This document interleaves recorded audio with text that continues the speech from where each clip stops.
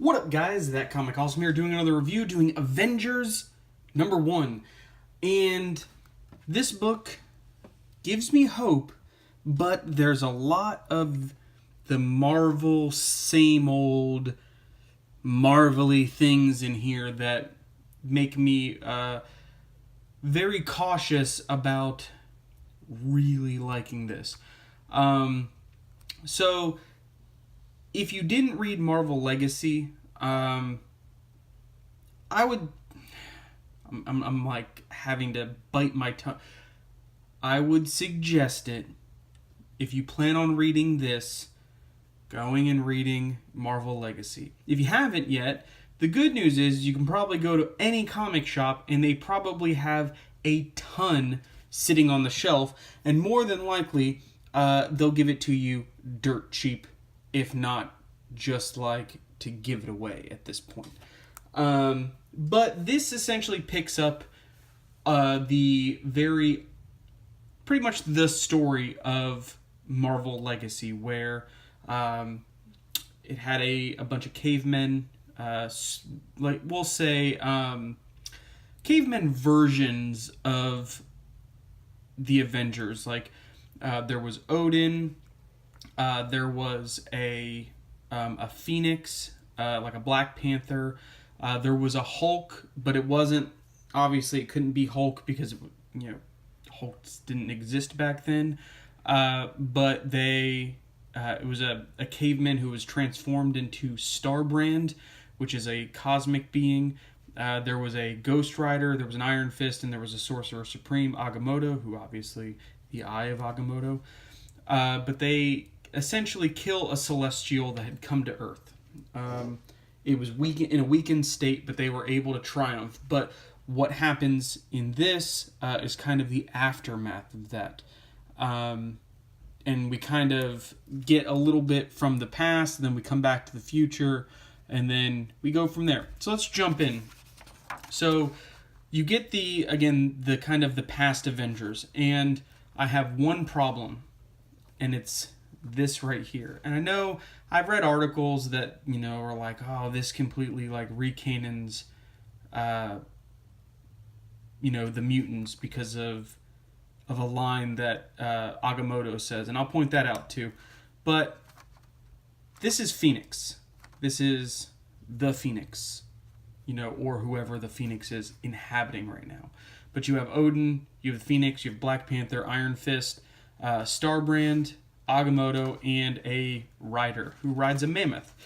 And they're about to face a Celestial, and they're kind of, this is like, they're like, oh, this is going to be our last fight, pretty much. We're not going to win this, just kind of, we're going to do our best, and more than likely we're going to die. So the line that I guess has thrown a lot of people up in arms. Let me see, where is it? Oh, right here. So Agamotto's talking about, like, the Iron Fist asks Agamotto if they can win, and he's like, probably not, but I fear more of what is at stake, or what will happen if we do win. And it keeps flashing to these primitive cavemen kind of over Odin's magic brew, if you will, of Asgardian mead, kind of stating that by kind of saving the humans, could it end up be their own destruction. So this is the line. He says, gods and mutants, and we are but gods, mutants, and monsters, cavemen with powers from the stars. So what a lot of people are suggesting in this is that mutants exist here 1 million years in the past, which means that they are not, they evolved at the same time as humans did. So humans are evolving, and mutants are also evolving, which would lead me to believe that either A, they're kind of like the Homo sapien, and what's the other one? The Neanderthal, where it's like they were kind of close, but then, their lines split somewhere. Maybe it was like that with mutants, and their abilities and stuff, and most of them lay dormant for a long time. But my biggest problem is Phoenix. They make it seem as though Phoenix is an earthbound entity. Like it was part of, it was a part of almost Earth. Whereas it's a cosmic entity. It hadn't even been to Earth prior to Jean Grey. It was on the other side of the universe when Jean first awoken her mutant ability and had to like detour, and then took several years to even then get to Earth. Now it's been on Earth ever since, but it just, I would like to know the continuity of this, of the Phoenix being here prior to Jean Grey. Other than that, I mean, you get some really good art. I did enjoy the artwork in this. I do not like the double page spread. They do that with X-Men too, which I'm going to do a review of that later today. X-Men, Astonishing X-Men. But this could be one page. Like, it's filler. It's to make it seem grander than it is, and it just doesn't work. So this is the part of the comic in which gave me a little hope that maybe Marvel learned from their mistakes. But fear not, everyone, they did not. At least parts of it they did not. So you have Thor, Tony Stark, Steve Rogers, and they're all having a beer, and they're discussing kind of the good old days of the Avengers, and they're like, look, and Steve's like, look, maybe we need to be the Avengers again.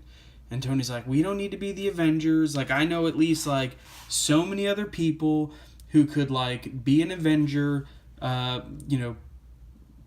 better than we can. And so, which essentially is that's what Marvel thought over the course of the last probably 10 years, is any superhero can be an Avenger. You get the Avengers lineup just got taken out, put in, taken out, put in. Somebody's taken out, put in. Whereas Steve's making the argument, he's like, it needs to be the three of us. So you have Tony Stark, Steve Rogers, and Thor at the core of it. And Thor talks about, like, he agrees with Steve that it does need to be them, in, like, kind of in the core. They can have a bigger team, but it has to be the three of them, which I liked. I loved that. But then this is where we kind of go off the rails. Another thing that I didn't understand is, and again, maybe this is going to come up later in the Invincible Iron Man once Tony Stark Iron Man kind of comes about, but he keeps referring to his AI as Motherboard. So I'm wondering what happens to Friday. And it may be that Friday stays with Riri. Again, it's just because that hasn't happened in the continuity of the Invincible Iron Man, it just makes it confusing here. They should have maybe just kept it Friday and left it at that. But at first I thought he was kind of just like ripping on Friday by calling her Motherboard. But then he does it like twice, and I'm like, maybe that is the name of his new AI. But again, weirdness. So then we get right back to now Black Panther and Doctor Strange. They're going to be a part of this team. And of course, second-rate Ghost Rider Robbie Reyes working on his car. You get a little flash of She-Hulk kind of being hassled, of course, because, I don't know, women can't walk down the street without being hassled. And then the woman that never gets hassled, Captain Marvel, is battling space portals. So this leads me to believe that, they make this effort of, yeah, we need the core three, but then we're going to just, like, throw in, we're going to throw in some randos in there and kind of, we'll make it work from there. The storyline so far, Celestials coming to Earth dead, makes a very interesting story of who the bigger fish is. So I definitely will be picking up number 2. I actually would recommend this, just at least for now, to see if Marvel can course correct itself. Again, I don't have hopes. I don't have high hopes of that, but I can hope a little bit. Give me a little hope, guys. Just give me a little hope. But yeah, subscribe over here, watch some more videos, hit me up in the comments, let me know what you guys think, and I'll see you next time.